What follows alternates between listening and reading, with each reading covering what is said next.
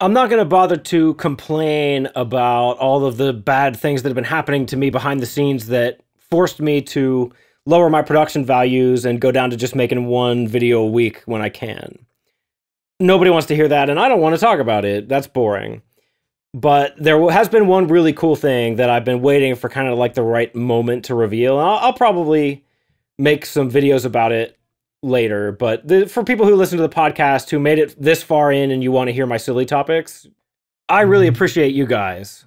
I really do. Thank you so much for sticking around and for wanting to pay attention to what I have to say. I really appreciate it. So I'll go ahead and fill you in a little bit early. You have firsthand knowledge of everybody else, but many of you may be aware, if you've been following me for a while, that I used to be the bass player of a pretty popular band around Pittsburgh, Echoes Never Lie.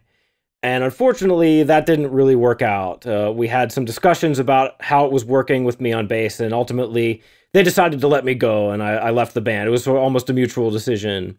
But then I tried out for singer. We happened to need a new singer, and I tried out, and they immediately rehired me as the singer.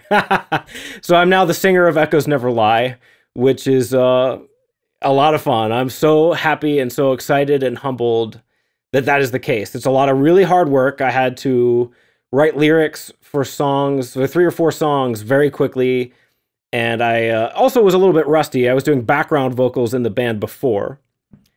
But that was pretty much it. I haven't really been singing very much, so I also had to go through and start with my warm-up exercises and everything else and just get back into the flow of singing all the time, which, if you've never sang, like in a band or in church or something like that, is kind of a massive pain in the ass.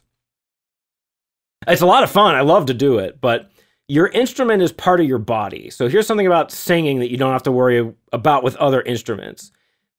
I play guitar and keyboard and bass and a few other things. And with instruments, even if you're kind of tired and worn out, you can play. I mean, you won't sound as good as usual, but your instrument is what it is. And even though you're not at the peak of your abilities, you can rely on the instrument and you can get through it. And so you can have shows, you can practice songs and learn them, even if you're not in the best mood, even if you're tired, even if maybe you are a little bit hungover or whatever. With singing, it doesn't work like that because your instrument's part of your body.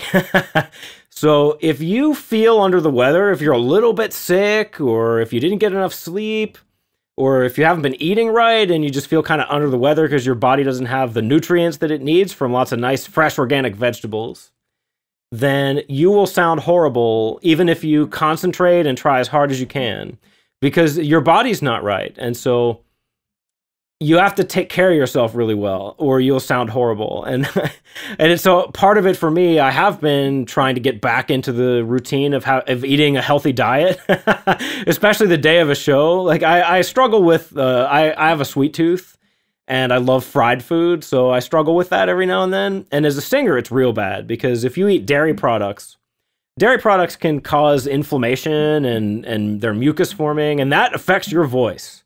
The other day, a couple of weeks ago, I had pizza before band practice, and I could barely sing. It sounded horrible, especially Echoes. If you've never heard Echoes, we are sort of like a heavy metal band. Well, we are heavy metal, but we're so heavy.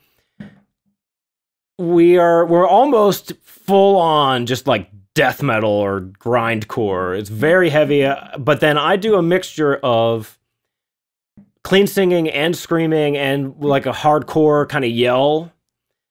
And the guitar player is Jason.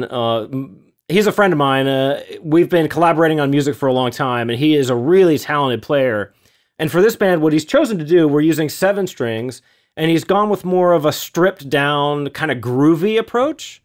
So instead of pummeling riff salads where there's so much going on with the guitar parts, it's hard to follow for people who aren't musicians. Like a band like Cattle Decapitation is a band that I really like.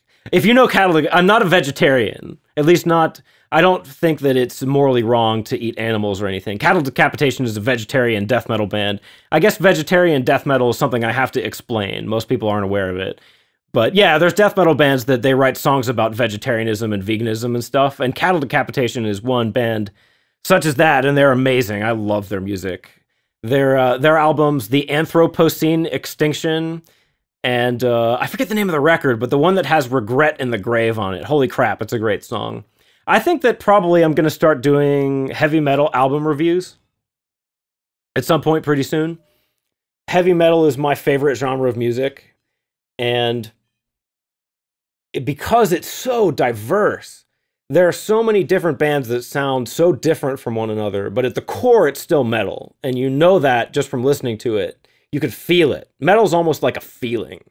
Heavy music is a feeling. It's a feeling that I really love, and I really love being the singer of a heavy metal band. It is just one of my favorite things in the world to do.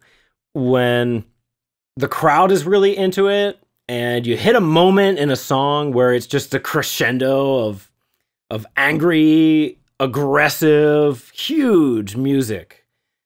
It feels like I'm part of the music. It's a hard thing. Someday I'll probably do a whole silly podcast about music. I would love to talk about what it feels like to be part of a band and what it feels like to be in the mosh pit at a show.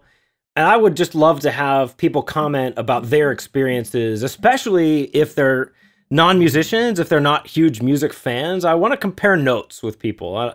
I'm always fascinated, not just by music itself, but by the way it affects people. What is music, man? It's almost like magic, isn't it?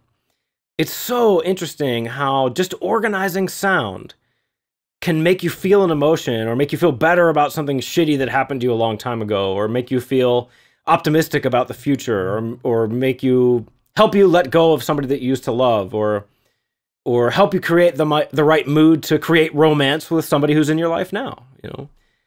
I love music. Music is just the greatest thing ever. And I am genuinely humbled and honored to be singing for Echoes. And I want to do some things like shoot an episode of my comedy series Penance Stumping and have the band as guests, or maybe do video logs. I did a video log on one of our little mini tours. I'll probably do stuff like that again.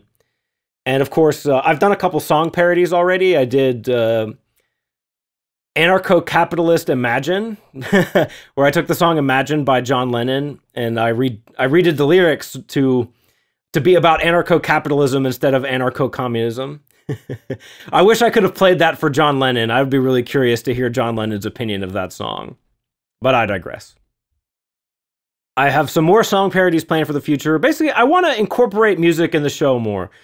I think that probably I want to do some like acoustic live performances.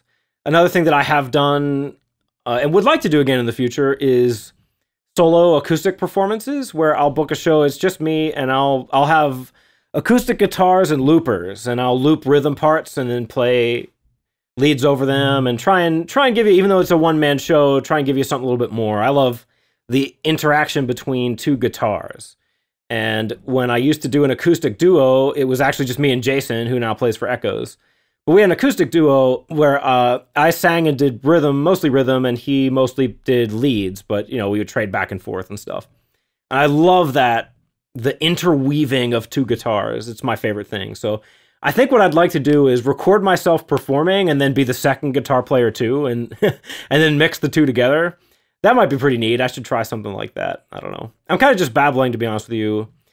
Don't turn it off, but I'm experimenting with, I don't have any notes. I had notes for the first half of the podcast, and now I'm just kind of winging it.